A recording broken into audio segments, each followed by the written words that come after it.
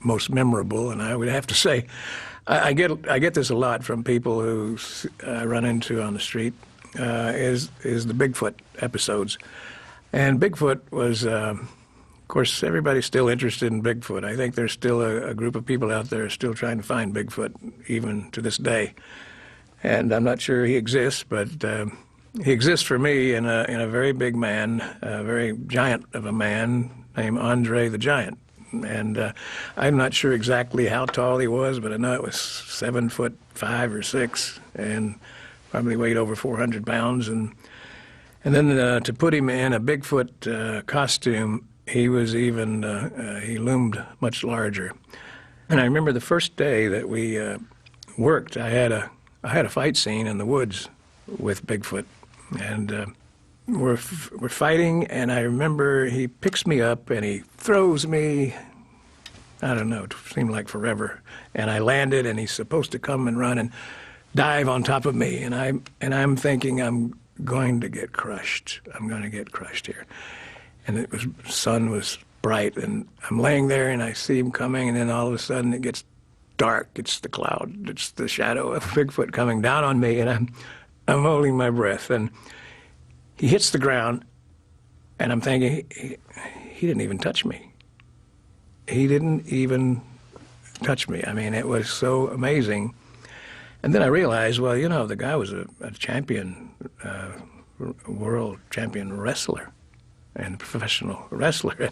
That's what they do for a living, so now I know they're good. But anyway, Andre was such a sweet man. He was a gentleman.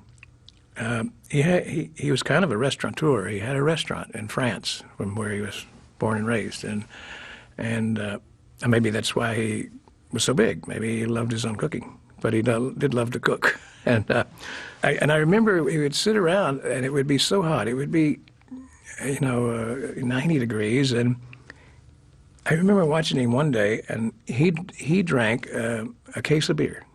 He sat and he would take a can of beer and he would drink it, and he'd crush the can and throw it away, and he would drink about 4 at a time.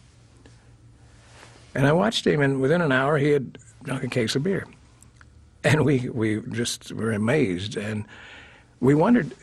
He never went to the bathroom either, so we couldn't figure that out. So the next day, it's a practical joke. Maybe I shouldn't say it, but I will. But somebody had some little diuretic of some sort, and so we put it in one of his beers and drank it down. He still drank his case of beer. He still never went to the bathroom. He must have had a very, very large kidney, but when you're that big, I guess you got 2 pretty big kidneys. Anyway, I thought that was an interesting story, and it was just one of my favorite episodes. And I did battle Bigfoot, I know at least one other time. The only thing is that Andre didn't do the other one. In fact, I think that might have been the first one. It was Ted Cassidy, who was a big stuntman, but he did a wonderful job too. So anyway, those were my 2 favorites.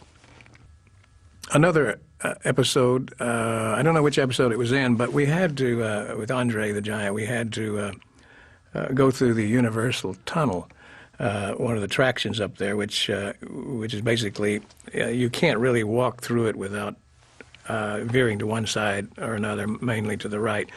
And I know when the trams go through to take the tourists, they have guardrails kind of on the side up a little bit so the tires they'll know when they're off the road. But Andre had to carry me through this tunnel for a ways, and it was like midnight and everybody was tired. And I just remember when he picked me up, because I tried to walk it, and I could only get like maybe 20 maybe 5 or 10 yards, and then I would just automatically start going to the right.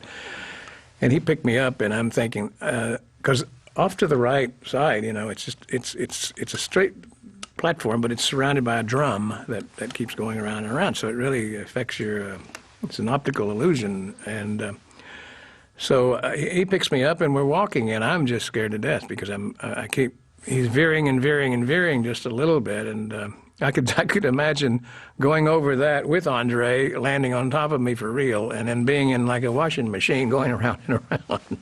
But anyway, he ended up doing it, and I got to admire him for that costume and the big a man as he was, and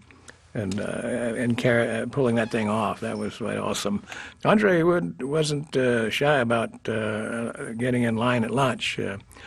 And of course, you'd have a board saying chicken, steak, and fish, and they'd ask him what he wanted, and he'd say chicken, steak, and fish, and they'd give him a piece of chicken, and they say, oh, no, chicken. So they ended up giving him a whole chicken, and a couple of 3 or 4 steaks, and so the man could eat. And breakfast, it was like a dozen eggs instead of a couple of eggs. So he kept the catering company on its toes, but I guess they liked it. They made more money when Andre did the shows.